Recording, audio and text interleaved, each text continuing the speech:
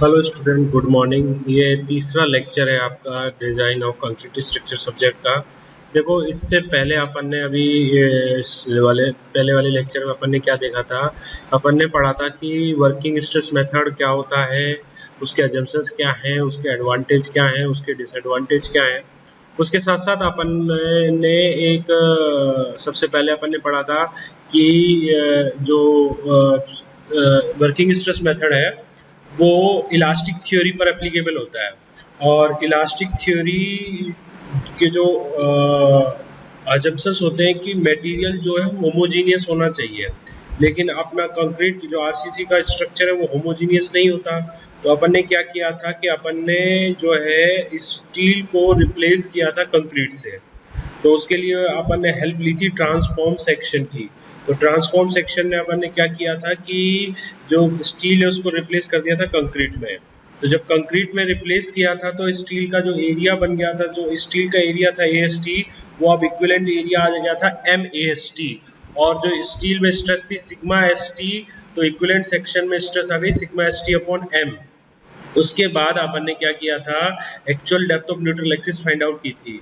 तो actual depth of neutral axis में अपन ने क्या किया था कि उसमें जो एक्सिस है उसके रेस्पेक्ट में एरिया को इक्वल कर दिया था, है ना, दोनों साइड कंप्रेशन और टेंशन से।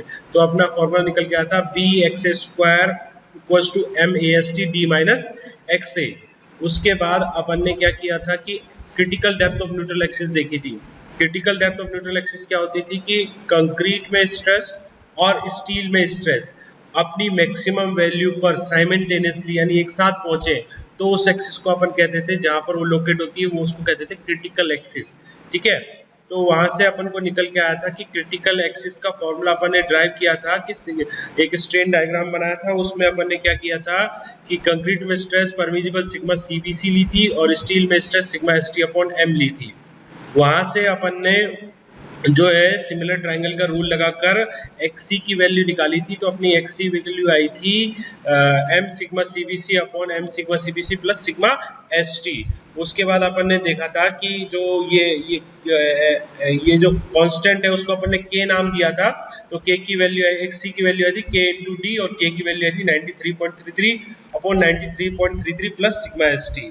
फिर आपको पता है कि अपन ने टेबल पर देखी थी, वहां पर यील्ड स्ट्रेस FY 250 के लिए जो सिग्मा ST की वैल्यू होती है 140 होती है। तो आप यहाँ जब सिग्मा ST 140 रखेंगे तो K की वैल्यू आ जाएगी 0.399।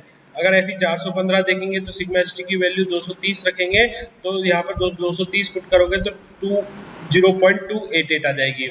ऐसे ही FE 500 के लिए 275 रखोगे तो 0.253 आ जाएगी। ठीक है, अब आज के लेक्चर में अपन क्या डिस्कस करेंगे, आज के लेक्चर में अपन डिस्कस करेंगे डिफरेंट टाइप ऑफ सेक्शन और कुछ इंपॉर्टेंट फॉर्मूले जो वर्किंग स्ट्रेस मेथड में अपन को काम आएंगे आगे। ठीक है, तो टाइप ऑफ सेक्शन क्या होता है, देखो तीन टाइप के सेक्शन कोड ने डिफाइन किए हैं। On the behalf of XA और XC के कंपैरिजन की जब आप वैल्यू देखोगे तो तीन टाइप के सेक्शन में निकल के आएंगे। देखो, XA होती थी actual depth of the neutral axis, इसका मतलब CG of the section. XC होती थी critical depth of the neutral axis, जो मिलती थी आपको जब परमिजिबल स्ट्रेस कंक्रीट और स्टील में अपनी मैक्सिमम वैल्यू पर साइमल्टेनियसली पहुंचे। ठीक है, तो सबसे पहले टाइप ऑफ सेक्शन में अपन देखेंगे बैलेंस सेक्शन। तो देखो, बैलेंस सेक्शन क्या होता है।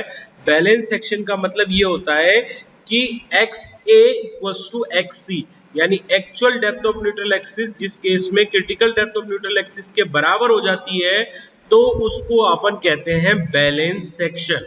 ठीक है, तो देखो यहाँ पर आगे लिखा हुआ है, an amount of steel in tension is such that concrete and steel both attain their permissible stress simultaneously। तो यहाँ पर एक डायग्राम से बता रखा है, देखो XA बराबर XC हो गया है और CA है एक्चुअल स्ट्रेस इन कंक्रीट और TA बाई M होगा CA actual stress in concrete और TA बाई M होगा एक्चुअल स्ट्रेस इन स्टील। जब XA बराबर XC हो जाएगा तो XC के लिए कंडीशन होती है कि CA सिग्मा CBC के बराबर हो जाएगा, TA by M sigma ST upon M के बराबर हो जाएगा। देखो, यहाँ पर दो स्ट्रेसेस की बात होगी, एक तो होगी एक्चुअल स्ट्रेसेस की और एक होगी परमिजिबल की। एक्चुअल स्ट्रेस को अपन CA से डिनोट करेंगे, C for concrete, A for actual. तो actual stress in concrete C है और परमिजिबल स्ट्रेस इन कंक्रीट को बोलते हैं सिग्मा सीबीसी। ठीक है, ऐसे ही TA actual stress in tension, तो इसको अपन डिनोट करेंगे टीए हो जाएगा। और जब ट्रांसफॉर्म सेक्शन बनाते हैं तो आपको पता है टीए बाई एम लेते हैं ना, तो टीए बाई एम इक्वल हो जाएगा sigma S T upon M. तो बैलेंस सेक्शन में क्या होगा कि actual depth of neutral axis critical depth of the neutral axis के बराबर हो जाएगी और आपका C A equal to sigma CBC हो जाएगा, T A by M equal to sigma S T by M हो जाएगा। ठीक है, नेक्स्ट आता है आपका, देखो नेक्स्ट सेक्शन आएगा आपका अंडर रेनफोर्स सेक्शन। तो इसमें क्या होगा, इस केस में देखो अंडर रेनफोर्स है, अंडर का मतलब कम, रेनफोर्समेंट का मतलब स्टील, यानी कि आपने कम अमाउंट का स्टील डाला है। तो जब किसी वैल्यू को अपन कम करते हैं तो उसमें क्या होता है कि परमिजिबल स्ट्रेस अपनी मैक्सिमम वैल्यू पर पहले पहुंच जाएंगे। भाई दो मटेरियल है, कंक्रीट है और स्टील है। अब कंक्रीट में permissible stress sigma CBC, steel में permissible stress sigma ST upon M. Steel कम डाला है आपने तो स्टील में जो है परमिजिबल स्ट्रेस अपनी मैक्सिमम वैल्यू पर पहले पहुंचेंगी और कंक्रीट में बाद में पहुंचेंगी। तो इस टाइप के सेक्शन को अपन बोलते हैं अंडर रेनफोर्स सेक्शन। तो इस केस में क्या होगा कि आपकी actual depth of the neutral axis, जिसको अपन एक्स ए बोलते हैं, वो छोटी आएगी critical depth of the neutral axis से। देखो क्रिटिकल में क्या होता था कि दोनों स्ट्रेस बराबर पहुंचती है, एक्चुअल में क्या हो रहा है कि स्टील में अपनी परमिजिबल स्ट्रेस मैक्सिमम वैल्यू पर पहले पहुंच रही है, कंक्रीट में अभी नहीं पहुंच रही है। ठीक है, तो देखो स्टील में तो अपन ने यहाँ पहुंचा दी, लेकिन कंक्रीट में एक्चुअल स्ट्रेस यहाँ पर है डॉट सिग्मा सीबीसी और एक्चुअल स्ट्रेस यहीं तक है। तो इस means X A less than हो जाएगा X C A less than हो जाएगा सिग्मा सीबीसी से और sigma S T upon M equal to हो जाएगा टी ए बाई एम के। ठीक है, तो देखो अब इसमें आगे देखना, failure of under reinforce section is tension failure. क्योंकि स्टील कम डाला है तो पहले स्टील फेलियर होगा, उसके बाद कंक्रीट फेल होगा, तो इसलिए ये वाला सेक्शन सेफ होता है। क्योंकि जो स्टील का फेलियर होता है आपका वो डक्टाइल फेलियर होता है। डक्टाइल फेलियर जो होता है वो फेल होने से पहले वार्निंग देता है, जबकि ब्रिटल फेलियर सडन फेल होता है, वो वार्निंग नहीं देता फेल होने से पहले। और तो डिजाइनिंग में अपन अंडर रेनफोर्स सेक्शन ही प्रेफर करते हैं। ठीक है, अब देखो यहाँ पर नेक्स्ट आएगा आपका ओवर रेनफोर्स सेक्शन। अब देखना समझना, ओवर का मतलब ज्यादा, रेनफोर्समेंट का मतलब स्टील। तो जब आपने स्टील ज्यादा डाला है तो क्या होगा कि स्टील में अपनी परमिजिबल स्ट्रेस पहले नहीं पहुंचेंगी, पहले किस में पहुंचेंगी, कंक्रीट में पहुंचेंगी। क्योंकि कंक्रीट में क्योंकि स्टील क्या हो गया, ज्यादा हो गया। तो स्टील ज्यादा होने से परमिजिबल स्ट्रेस बाद में अटेंड होगी, पहले अटेंड किस में होगी, कंक्रीट में होगी। तो इस केस में क्या होगा, आपका actual depth of the neutral axis greater than हो जाएगा critical depth of the neutral axis से। और जब कंक्रीट में अपनी मैक्सिमम वैल्यू पर पहुंच जाएंगी तो सी ए बराबर क्या हो जाएगा, सिग्मा सीबीसी, और टी ए बाई एम क्या हो जाएगा, लेस देन। तो यहाँ पर देखो सिमिलर ट्राइंगल से बता रखा है कि यहाँ पर sigma S T upon M है। ठीक है, और यहाँ पर आपका टी ए बाई एम है, मतलब क्या हुआ, T A by M less than है sigma S T upon M के, जबकि सी ए इक्वल टू है सिग्मा सीबीसी के। तो ये तीन टाइप के सेक्शन हो गए, अच्छे से समझ लेना।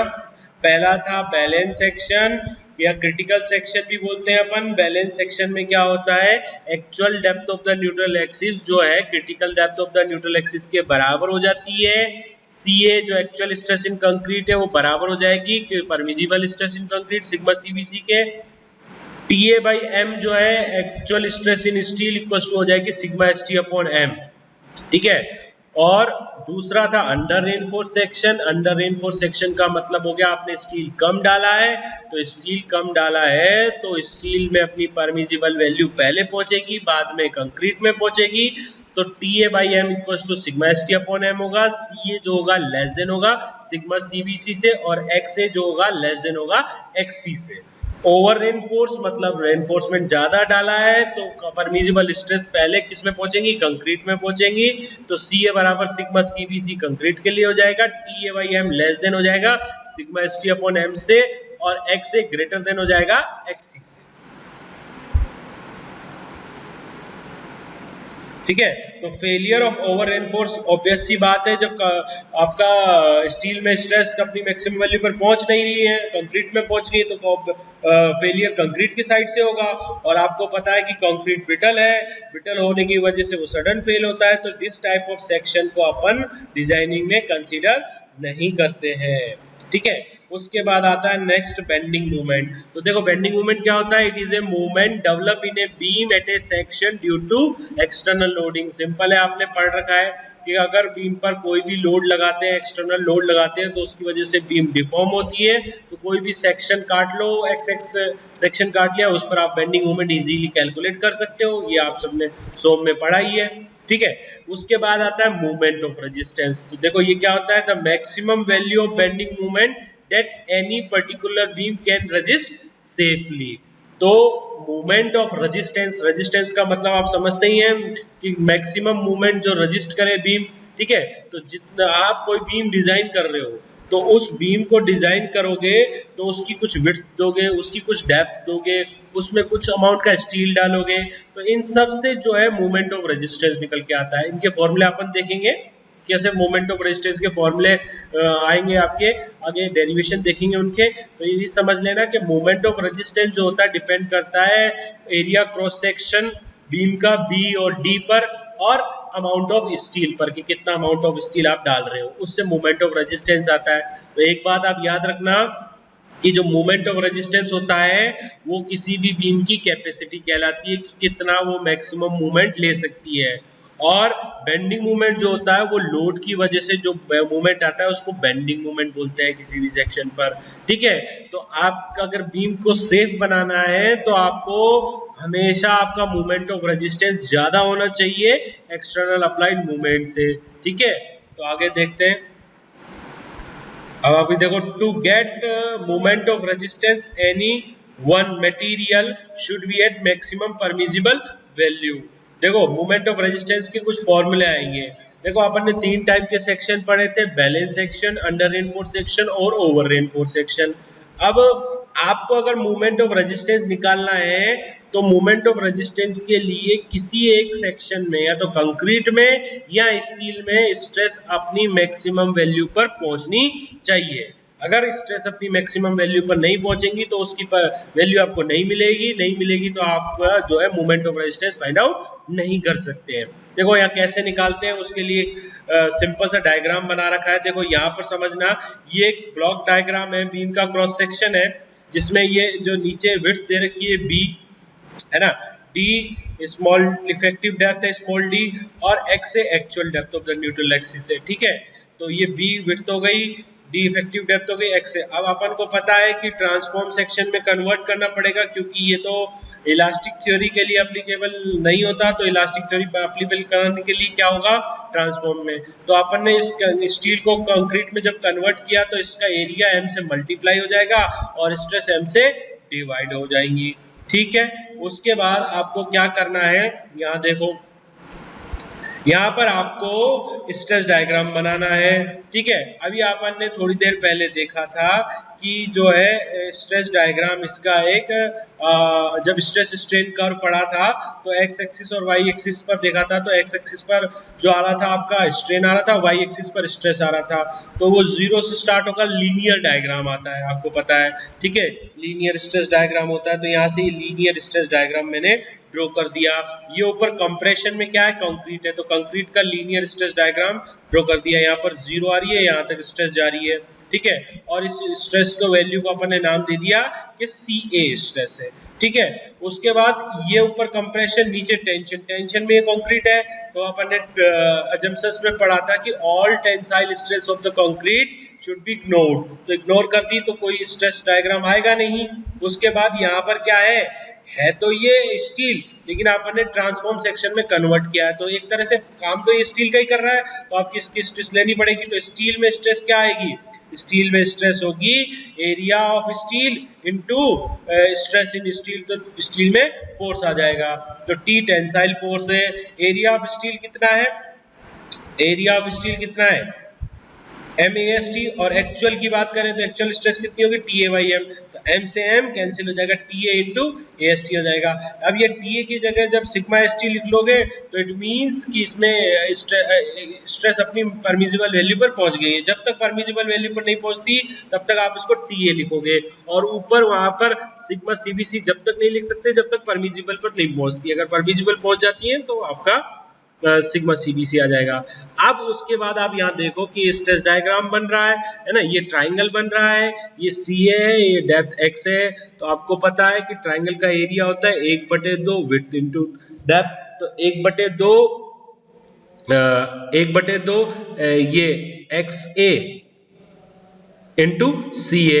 अब देखो B कहां से आया, ये क्या है, ये जो स्ट्रेस डायग्राम है वो यूनिट विड्थ के लिए है। अगर B विड्थ हो बीम की तो B से भी मल्टीप्लाई कर देंगे। तो सिंपल एक चीज याद रखना कि आपका जो है स्ट्रेस डायग्राम का फॉर्मूला होता है width into area of stress block diagram, यानी कंप्रेसिव फोर्स। सी की बात करें तो कंप्रेसिव फोर्स, तो कंप्रेसिव फोर्स का फॉर्मूला हो जाएगा width into area of stress diagram. तो विड्थ कितनी है B, area of stress diagram कैसे आएगा, ट्राइंगल बन रहा है तो ट्राइंगल का एरिया होता है 1/2 base into height, base CA, height X है तो 1/2 X इनटू CA/2 और विड्थ ऑफ द मेंबर। तो ये कंप्रेसिव फोर्स हो जाएगा, ये टेंसाइल फोर्स हो जाएगा। अब देखो कंप्रेसिव फोर्स एक्ट क्या करेगा, ये ट्राइंगल है, ट्राइंगल की डेप्थ कितनी है X है, और अपन को पता है कि ऊपर से ट्राइंगल की CG XA/3 पर लाई करती है, तो ये XA/3 हो गया। ठीक है, अब यहां से यहां तक आप देख रहे हो कि इफेक्टिव डेप्थ D है। अब यहां से आप देख रहे हो कि ये XA/3 है, तो ये बचा कितना D माइनस XA/3। अब देखो यहाँ पर एक नई टर्म आती है लीवर आर्म। लीवर आर्म क्या होती है, जब कोई भी दो मूवमेंट, दो फोर्स लगते हैं तो उन दो फोर्सों के बीच की जो डिस्टेंस होती है उसको अपन लीवर आर्म बोलते हैं। ठीक है, और मूवमेंट ऑफ रेजिस्टेंस का फॉर्मूला आप समझ लो कि ये फॉर्मूला होता है कोई भी एक फोर्स या तो कंप्रेशन का ले लो या टेंशन का ले लो और उसको मल्टीप्लाई कर दो लीवर आर्म से, तो आपको मूवमेंट ऑफ रेजिस्टेंस मिल जाएगा। तो 2 पॉइंट है, समझना अच्छे से कि लीवर आर्म क्या होती है, कोई भी दो फोर्सेस है उनके बीच की डिस्टेंस को लीवर आर्म बोलते हैं। ऊपर से T जो एक्ट कर रहा है वो स्मॉल d पर, देखो ये T यहाँ एक्ट कर रहा है, ये कहाँ एक्ट कर रहा है, ऊपर से स्मॉल d डिस्टेंस पर एक्ट कर रहा है। ठीक है, ये C है, C कहाँ एक्ट कर रहा है, देखो ये ट्राइंगल है तो ट्राइंगल में ये C है, C यहाँ एक्ट कर रहा है, और अपन को पता है ट्राइंगल की CG क्या होती है, 1/3 पर होती है, तो 1/3 कहाँ आ जाएगा, ये तो XA/3 पर ये इसकी CG हो जाएगी। तो इस फोर्स और इस फोर्स के बीच की डिस्टेंस हो जाएगी लीवर आर्म, जो कैसे आएगी, ऊपर से नीचे तक स्मॉल d और उसमें से XA/3 घटा देंगे तो क्या आ जाएगा, D माइनस XA/3 आ जाएगा। ठीक है, तो अब मूवमेंट ऑफ रेजिस्टेंस किसी भी सेक्शन का निकालना तो मैंने आपको सिंपल फॉर्मूला बताया, कोई भी एक फोर्स, चाहे कंप्रेशन का फोर्स ले लो चाहे टेंशन का फोर्स ले लो, उसको मल्टीप्लाई कर दो लीवर आर्म से तो आपका मूवमेंट ऑफ रेजिस्टेंस निकल जाएगा। ठीक है, तो नेक्स्ट पेज पे चलते हैं।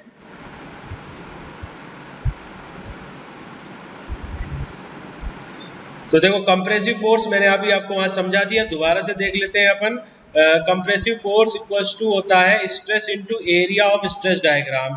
स्ट्रेस कितनी थी, स्ट्रेस इनटू ये थोड़ा सा, हाँ ऐसे भी निकाल सकते हो क्या, चाहे आप, मैंने दूसरा तरीका जो बताया मैंने, width into area of stress block diagram, तो कंप्रेसिव फोर्स आ जाएगा 1/2 BA into CA into B into XA into CA/2। Tensile force आ जाएगा stress into area TA/M into MAST, M से M कैंसिल हो जाएगा, TAST आ जाएगा। ठीक है, और लीवर आर्म क्या होती है वो मैंने आपको समझाया था, distance between C and T, तो d माइनस एक्स बाई 3 आ जाएगा। तो मोमेंट ऑफ रेजिस्टेंस मैंने आपको बताया कोई भी एक फोर्स इंटू लीवर आर्म ले लो, तो अगर कंप्रेशन साइड से अपन निकाले तो c इंटू लीवर आर्म कर देंगे, c की वैल्यू रख दी, लीवर आर्म की वैल्यू रख दी। अगर t साइड से निकालेंगे तो मोमेंट ऑफ रेजिस्टेंस होगा t इंटू लीवर आर्म, तो हमारा हो जाएगा ta इंटू लीवर आर्म, तो ta ये आपका फॉर्मूला बन जाएगा। तो these formula are valid for all the cases, balance section, under reinforce, over. ये एक जो है जर्नल फॉर्मूला है मोमेंट ऑफ रेजिस्टेंस का कंप्रेशन साइड से और टेंशन साइड से। अगर आपको स्पेशली फॉर्मूला चाहिए बैलेंस सेक्शन का या अंडर रेनफोर्स सेक्शन का या ओवर रेनफोर्स सेक्शन का, तो आपको सी और टी की वैल्यू वहां पुट करनी पड़ेगी। जैसे मैंने आपको पहले भी बताया था कि बैलेंस सेक्शन में क्या होता है कि सी बराबर sigma C B C, T बराबर सिग्मा एस टी हो जाता है और एक्स ए बराबर एक्स सी हो जाता है। तो आप वो वैल्यू पुट कर दो तो बैलेंस सेक्शन का मोमेंट ऑफ रेजिस्टेंस निकल जाएगा। अंडर रेनफोर्स सेक्शन में जो बराबर होगा वो अपन पुट करेंगे। अगर अंडर रेनफोर्स सेक्शन का फॉर्मूला निकालना है, अंडर रेनफोर्स सेक्शन का मोमेंट ऑफ रेजिस्टेंस निकालना है, तो आपको पता है कि अंडर रेनफोर्स सेक्शन में टी बराबर सिग्मा एस टी होता है, तो टी की जगह सिग्मा एस टी रख देंगे, सिंपल, तो यहाँ से कैलकुलेट हो जाएगा। ओवर रेनफोर्स सेक्शन में अपन को पता है कि सी बराबर सिग्मा सी बी सी होता है, बाकी टी लेस देन होता है, तो सी की जगह सिग्मा सी बी सी रख देंगे, ठीक है। तो ये चीजें आपको ध्यान रखना, ठीक है। आप देखो यहाँ पर कुछ जर्नल केस लिए हैं कि तीनों को समझने के लिए कि बैलेंस सेक्शन से मोमेंट ऑफ रेजिस्टेंस के क्या फॉर्मूला निकल के आएगा, उससे आपका अंडर रेनफोर्स से क्या निकल के आएगा और ओवर रेनफोर्स से क्या निकल के आएगा, ठीक है। देखो ये डायग्राम बनाया मैंने, B width of the beam है, M A S T transform section का एरिया है, बैलेंस सेक्शन के लिए एक्स ए बराबर एक्स सी हो जाएगा, सी ए की जगह अपन सिग्मा सी बी सी लिख देंगे, टी ए की जगह अपन सिग्मा एस टी लिख देंगे, क्योंकि दोनों बराबर, तीनों चीजें बराबर होती हैं उसमें, है ना। एक्स ए बाई 3 तो ये फॉर्मूला है B X A C A by 2 और D minus X A by 3 lever arm हो जाएगी। तो देखो ये कंप्रेशन साइड से फॉर्मूला था B X A C A by 2 D minus X A by 3। In balance section अपन एक्स ए बराबर एक्स सी रख सकते हैं और एक्स सी का फॉर्मूला आपको पता है के इंटू डी होता है, के आपको पता है 93.33 upon 93.33 plus sigma S T होता है, ठीक है। तो यहाँ से सी ए बराबर सिग्मा सी बी सी रख दिया, एक्स सी की जगह रख दिया के डी, एक्स ए है, एक्स ए की जगह एक्स सी आएगा, एक्स सी की जगह आएगा के डी, तो K D sigma C B C B by 2 D minus X C, X A की जगह एक्स सी की जगह के इंटू डी आ जाएगा, ठीक है। तो यहाँ से अपने का क्या आया, K sigma C B C by 2 हो गया, यहाँ तक डी बाहर ले दिया तो 1 माइनस के बाई 3 हो गया और बी डी स्क्वायर हो जाएगा, ये डी यहाँ से बाहर आएगा, ये डी है तो बी डी स्क्वायर हो जाएगा। फिर अपन एक नई टर्म मानी जे, जे क्या हो जाएगा 1 माइनस के बाई 3, तो K sigma C B C by 2 J B D square. फिर एक और टर्म मानेंगे अपन क्यू,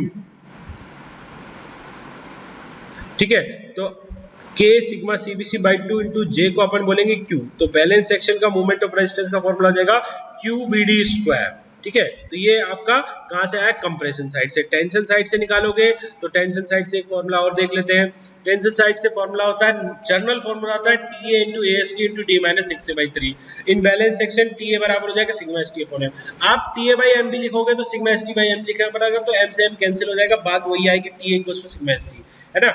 एक्स ए बराबर X C equal to K D, तो यहाँ से हमारा जाएगा टी ए की जगह sigma S T A S T D K D by 3, तो यहाँ से वही बाहर ले लो, आपका आ जाएगा डी बाहर ले लिया तो sigma S T into A S T into D 1 minus के बाई 3 और 1 माइनस के बाई 3 को अपन जे बोलेंगे, ठीक है। तो यहाँ से एक नई टर्म आ जाएगी M R balance sigma S T into J D, J D को अपन यहाँ लीवर आर्म बोलेंगे, ठीक है, जे डी लीवर आर्म, ठीक है। तो डी इंटू 1 माइनस के बाई 3, सिंपल फॉर्मूला होता है ना, मोमेंट ऑफ रेजिस्टेंस का फॉर्मूला लगाता है कोई भी एक फोर्स इनटू लीवर आर्म, तो यहाँ पर लीवर आर्म की तरह क्या काम करेगा, जेडी काम करेगा, जेडी क्या हो जाएगा, लीवर आर्म हो जाएगा। तो लीवर आर्म में जे की वैल्यू रख देना 1 माइनस के बाई 3 डी है ही। तो अगर ये फॉर्मूला जनरली अपन यूज लेते हैं स्टील निकालने के लिए। अब देखो यहाँ पर आपका ये फॉर्मूला आ गया, स्टील निकालना चाहे तो आप M R balance divide by sigma S T into JD कर सकते हैं, तो ये टेंशन साइड से फॉर्मूला हो जाएगा।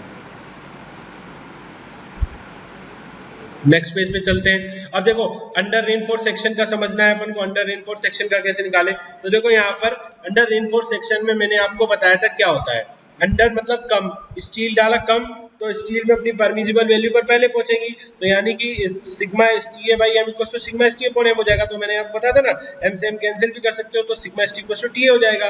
और जबकि कंक्रीट में क्या होगा कि जो परमिजिबल स्ट्रेस है वो सिग्मा CBC है, लेकिन एक्चुअल स्ट्रेस CA रहेंगी, क्योंकि कंक्रीट में अभी परमिजिबल स्ट्रेस पहुंची नहीं है अपनी मैक्सिमम वैल्यू तक, एक्चुअल स्ट्रेस अपनी मैक्सिमम वैल्यू तक पहुंची नहीं है, तो वो कहीं कम रहेंगी, तो कम रहेंगी तो CA रहेंगी। ठीक है। अब और दूसरी चीज क्या होती है कि उसमें जो आता है critical depth of the neutral axis greater than होती है actual depth of the neutral axis के, तो ये D माइनस x से हो जाएगा, ये x से हो जाएगा। ठीक है। अब पहले टेंशन साइड से देख लेते हैं फॉर्मूला, क्योंकि टेंशन साइड से अपन को पता है इक्वल हो जाएगा। MR इक्वल टू ये जनरल फॉर्मूला है, TA बराबर सिग्मा ST हो जाएगा, CA लेस देन होगा सिग्मा CB से, XA लेस देन होगा XC से, तो MR का formula sigma ST into AST into D minus XA by 3 हो जाएगा। कंप्रेशन साइड से निकालोगे तो कंप्रेशन साइड से MR आ जाएगा BXA CA by 2 into D minus XA by 3। अब यहाँ पर आपके पास CA नहीं है, CA नहीं है, तो CA को निकालने के लिए आप सिमिलर ट्रायंगल का रूल यूज में ले सकते हैं। तो देखो CA के लिए ये ट्रायंगल बन रहा है, देखो एक तो ये बन रहा है CA इंटू XA, एक तो ये XA और ये CA, ये ट्रायंगल बन रहा, और एक ये वाला ट्रायंगल बन रहा जिसमें आ रहा है सिग्मा ST अपॉन M और D माइनस XA। ठीक है, D माइनस XA। तो एक बार करोगे CA अपॉन XA, एक बार करोगे sigma ST upon M upon D minus XA, तो यहाँ से आपके पास जो है CA की वैल्यू निकल के आ जाएगी, C upon XA sigma ST upon M upon D minus XA। तो यहाँ से ये उधर चला जाएगा, वो उधर चला जाएगा, तो आप यहाँ से फॉर्मूला फाइंड आउट कर सकते हैं। ठीक है, CA का फॉर्मूला आ जाएगा सिग्मा ST इंटू XA। तो आप जर्नली क्या होता है कि अगर आपको प्रूव करना है, सबसे पहले प्रूव करना पड़ेगा कि कौन सा सेक्शन है। अपन न्यूमेरिकल सोल्व करेंगे तो उसके बाद फिर आपको मोमेंट ऑफ रेजिस्टेंस निकालना है, तो आपको बताना पड़ेगा कि अगर अंडर रेनफोर्स सेक्शन है तो अपन moment of resistance tension side से निकालेंगे। कोई कहता नहीं सर मैं कंप्रेशन साइड से निकालूंगा, तो कंप्रेशन साइड से आपको CA के लिए पहले CA कैलकुलेट करना पड़ेगा, फिर उसके बाद कंप्रेशन वाला फॉर्मूला लगाना पड़ेगा। जबकि वहाँ टेंशन साइड में आपको sigma ST into AST into D minus XA by 3 simple ये फॉर्मूला लगाना है। ठीक है। अब देखो ओवर रेनफोर्स सेक्शन में क्या होगा कि actual depth of neutral axis greater हो जाएगी critical depth of neutral axis के, और दूसरी चीज क्या होगी कि CA सिग्मा CBC के बराबर हो जाएगा, TA by M less than हो जाएगा सिग्मा ST अपॉन M से। तो डायग्रामों में थोड़ा थोड़ा चेंजेस आ रहा है। अब अपन कहेंगे कि ओवर रेनफोर्स सेक्शन का मोमेंट ऑफ रेजिस्टेंस निकालना है, तो अपन कंप्रेशन साइड से निकालेंगे, क्योंकि कंप्रेशन साइड से क्या है कि आपकी स्ट्रेस परमिजिबल स्ट्रेस के इक्वल टू पहुंच चुकी है, तो यहाँ से फाइंड आउट करने में आसानी रहेगी। जैसे in over reinforce section CA बराबर sigma CBC, TA equal to sigma TA less than हो जाएगा और XA ग्रेटर देन हो जाएगा XC से, तो MR आ जाएगा BXA sigma CB by 2 D minus XA by 3, और टेंशन साइड से हो जाएगा TA into AST D minus XA by 3। अब यहाँ लेस देन है तो आपको TA की वैल्यू निकालनी पड़ेगी, तो सिमिलर ट्रायंगल आप ऊपर से ये वाला similar triangle TA upon M D minus XA और XA सिग्मा CBC, तो सिग्मा CBC अपॉन XA और TA by M upon D minus XA से आप TA की वैल्यू निकाल सकते हैं। ठीक है, तो यहाँ से TA की वैल्यू आ जाएगी M D minus XA sigma CBC upon XA। ठीक है, तो अब यहाँ पर एक जर्नल अभी तक आपने थोड़ा सा ये पढ़ लिया है, तो इसके बाद एक जर्नल चीज मैं आपको थोड़ा सा समझा देता हूँ। देखो डिफरेंस बिटवीन इफेक्टिव डेप्थ और ओवरऑल डेप्थ में क्या होता है। देखो कोई भी क्रॉस सेक्शन पढ़ा है आपने, तो क्रॉस सेक्शन में क्या आता है कि विड्थ इनटू डेप्थ का क्रॉस सेक्शन होता है।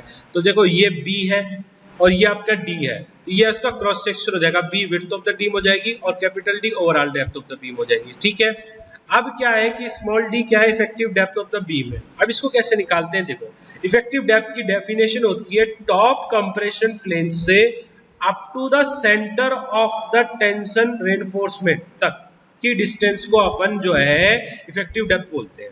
अब ये क्या है, ये फाई है, ये फाई डायमीटर का रेनफोर्समेंट आपने इसमें पुट किया हुआ है, तो अप टू द सेंटर है, तो मतलब ये ऊपर वाला 5/2 हो जाएगा, नीचे वाला 5/2 हो जाएगा, और नीचे बॉटम से बॉटम ऑफ द रेनफोर्समेंट तक के को बोलते हैं अपन नॉमिनल कवर, और बीम के लिए जनरली अपन ये कवर लेते हैं 25 mm।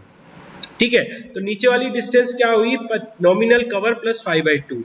तो अगर कैपिटल D में से आप जो है नॉमिनल कवर प्लस 5/2 घटा देते हैं तो आपको स्मॉल d मिल जाएगी इफेक्टिव डेप्थ। ठीक है। तो अपन को लीवर आर्म वाले और सब कैलकुलेशन में क्या यूज करनी है, इफेक्टिव डेप्थ यूज करनी है, ठीक है। नॉमिनल कवर ब्लॉक देखो क्या आता है, जब भी अपन देखो बीम का कास्ट करते हैं, रेनफोर्समेंट लगाते हैं, उसके बाद कंक्रीटिंग करते हैं, तो उससे पहले अपन कवर ब्लॉक लगाते हैं। ये कवर ब्लॉक जो है रेनफोर्समेंट को कोरोजन से बचाने के काम आते हैं। जैसे बीम का जो बॉटम होगा वो इतनी सफिशिएंट डेप्थ का होना चाहिए कि वो जो है एटमॉस्फेयर जो वाटर है, एटमॉस्फेरिक वाटर या जो मॉइस्चर है वो रेनफोर्समेंट तक नहीं पहुंच पाए, नहीं तो रेनफोर्समेंट को वो कोरोजन कर देगा और रेनफोर्समेंट की जो इफेक्टिवनेस है वो कम हो जाएगी। तो इस केस में रेनफोर्समेंट को कोरोजन से बचाने के लिए जो बीम का बॉटम है वो सफिशिएंट डेप्थ तक का होना चाहिए, ठीक है। तो वो अलग अलग क्राइटेरिया है कि आप जो बीम बना रहे हैं तो उस केस में वो जो कवर है वो 25 mm का लेते हैं। तो यहाँ देखो, जब आपने इस तरह से रेनफोर्समेंट दी है, सपोज करो आप रेनफोर्समेंट दे रहे हो, इस तरह से आपने रेनफोर्समेंट दिया, ठीक है, ये बीम में रेनफोर्समेंट है, तो कवर ब्लॉक आपको यहाँ इस तरह से कवर ब्लॉक 25 mm की डेप्थ छोड़नी पड़ेगी कोरोजन से बचाने के लिए, ठीक है। और यही जब आप छत के केस में, स्लैब के केस में करोगे तो आपको 15 mm छोड़ना है। बीम के केस में 25 mm है, स्लैब के केस में 15 mm है, कॉलम के केस में 40 mm है, फुटिंग के केस में थोड़ा और ज्यादा है, क्योंकि फुटिंग जो होता है वो नीचे बेसमेंट में होता है, तो बेसमेंट में जो है सॉइल का जो है कांटेक्ट होता है, तो वाटर जो है परकोलेट कर जाएगा स्ट्रक्चर में, तो वो कोरोजन के चांसेस बढ़ जाते हैं। अब आप एक चीज और समझना, ये जो अपन ने अभी पढ़ा ना कि कोरोजन का पार्ट है, तो कोरोजन की कंडीशन को एक्सपोजर कंडीशन बोलते हैं, और इन एक्सपोजर कंडीशंस को जो है कोड ने डिस्क्राइब किया है, ठीक है। तो वो जो है 5 तरह की एक्सपोजर कंडीशन कोड ने पेज नंबर 47 पे टेबल नंबर 16 में बताई है। सबसे पहली होती है माइल्ड, फिर मॉडरेट, फिर सीवियर, फिर वेरी सीवियर और फिर एक्सट्रीम, ठीक है। ये 5 तरह की एनवायरमेंटल कंडीशन है, एक्सपोजर कंडीशन। अगर आपका देखो इसका डिस्क्रिप्शन देखो, तो माइल्ड कंडीशन कौन सी होती है, प्रोटेक्टेड फ्रॉम रेनफॉल। आपको क्या करना है, रेनफॉल से बचाना है आपकी बीम को, मतलब बीम के जो स्टील है उसको रेनफॉल से बचाना है, ठीक है। मतलब रेनफॉल से जो वाटर आएगा उस वाटर को कोरोजन से, जो स्टील को कोरोजन करेगा उससे बचाना है। तो उस केस में आपको नॉमिनल कवर कितना लेना है, 20 mm का लेना है, और ग्रेड ऑफ कंक्रीट कितनी यूज करनी है, M20 की करनी है, ठीक है। जैसे ये जनरल कंडीशन होती है, अपन जहाँ रहते हैं वो माइल्ड कंडीशन में आता है। मॉडरेट में क्या है कि ऐसी कंडीशन है कि सब्जेक्टेड टू नॉर्मल रेनफॉल के साथ साथ permanently submerge in normal water या फाउंडेशन इन नॉन अकरेंट, ये नॉन अक्रेज सॉइल्स है, ठीक है। तो इस केस में बचाना है आपको, ठीक है। तो इस केस में थोड़ा सा वाटर के कांटेक्ट में स्ट्रक्चर थोड़ा सा ज्यादा आ रहा है माइल्ड कंडीशन के कंपैरिजन में, तो यहाँ पर आपको 30 mm नॉमिनल कवर रखना है। इकोडल प्रोविजन है, इतना आपको रखना पड़ेगा, इससे कम नहीं रख सकते। और M25 जो ऊपर मैंने बताया था 25 mm, वो तो आपको अगर कंडीशन जैसे ये वाली कंडीशन अगर आपको क्वेश्चन में नहीं दे रखी है तो आप जर्नल ले सकते हैं 25 mm, हर क्वेश्चन में 25 mm ले सकते हैं जर्नल। लेकिन अगर आपको क्वेश्चन में स्पेशली मेंशन कर रखा है कि एक्सपोजर कंडीशन माइल्ड है तो आपको 25 नहीं लेना, फिर 20 लेना है। मॉडरेट है तो आपको 25 नहीं लेना, 30 लेना है, ठीक है। तो इस डिफरेंस को समझना कि अगर आपको क्वेश्चन में कुछ भी नहीं मेंशन कर रखा है तो नॉमिनल कवर आप 25 mm लेकर जर्नल चलेंगे, ठीक है। अगर आपको ये कंडीशन मेजर कर रखी है, मेंशन कर रखी है, तो आपको फिर ये अपने कवर को इस हिसाब से लेना है। सीवियर में क्या है, थोड़ा कोस्टल एरिया के पास आ जाएगा, हैवी रेनफॉल हो जाएगा, तो वहां पर कोरोजन के चांसेस और बढ़ जाएंगे, तो वहाँ कवर थोड़ा और बढ़ा दिया गया है, 45 mm कर दिया गया है। ग्रेड ऑफ कंक्रीट भी बढ़ा दी गई है, देखो 5 ग्रेड ऑफ कंक्रीट बढ़ रही है, 5 स्ट्रेंथ की, जैसे 20 थी 25 हो गई, 25 से 30 हो गई, ठीक है। उसके बाद आगे आ जाओ आप, वेरी सीवियर है तो और ज्यादा पास आ गया एनवायरमेंटल कंडीशन के, तो उसमें क्या होगा कि कवर और बढ़ गया 50 mm, grade of concrete 5 mm और बढ़ गई। एक्सट्रीम में तो बिल्कुल ही टेक्टिकल जोन और सब्जेक्टेड टू एग्रेसिव केमिकल्स, तो 75 mm लेना है कवर, है ना। तो अब आप ये चीजें जो मैंने आपको बताया ना कि ये जो कवर है, अगर क्वेश्चन में आपको दे रखा है कि माइल्ड एक्सपोजर है या मॉडरेट है या सीवियर है, वेरी सीवियर है, तो ये कवर की वैल्यू आपके दिमाग में होनी चाहिए। अगर याद नहीं होती है तो मैंने आपको पेज नंबर बता ही दिया है, आप उस पेज से भी देख सकते हैं, ठीक है। ये जो पेज नंबर दे रखा है 47, है, टेबल नंबर 16 में भी दे रखा है कोड के, IS 456/2000 कोड है, ठीक है। और जनरली अगर कुछ भी नहीं दे रखा एक्सपोजर कंडीशन तो आप जो है अपना सिंपल 25 mm ले सकते हैं बीम के केस में, ठीक है। तो यहाँ तक ये वर्किंग स्ट्रेस मेथड का थियोरेटिकल पार्ट कवर हो चुका है ना। अब अपन इस पर न्यूमेरिकल सॉल्व करेंगे, ठीक है। डिफरेंट टाइप ऑफ न्यूमेरिकल देखेंगे अपन, तो वो अपन नेक्स्ट क्लास में करेंगे, ठीक है।